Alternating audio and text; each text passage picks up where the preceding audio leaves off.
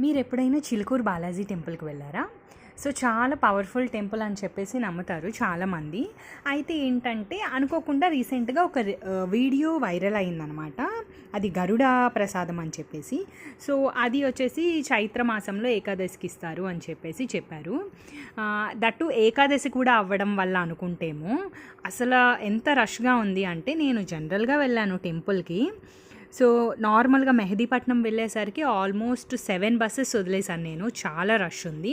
So, తర్వాత నేను eighth బస్‌లో వెళ్ళానా, మెహదీపట్నం నుంచి మనకి చిలుకూరు వెళ్ళడానికి మినిమమ్ 30 మినిట్స్ ఆర్ 40 మినిట్స్ పడుతుంది. బట్ ఆల్మోస్ట్ 2.5 అవర్స్ పడింది. అంత హెవీ రష్ ఉంది. అండ్ దర్శనం అయితే అవ్వలేదు. ఎందుకంటే టోటల్ అరౌండ్ 8 lakhs పీపుల్ వచ్చారు అని చెప్పేసి అక్కడ చెప్తున్నారు. అది నిజమో కాదో తెలీదు కానీ రష్ అయితే చాలా ఎక్కువగా ఉంది. అదనమాట. సో, చూసారు కదా, ఈ విధంగా ఉంది టెంపుల్ అనేది ఈరోజంతా కూడా.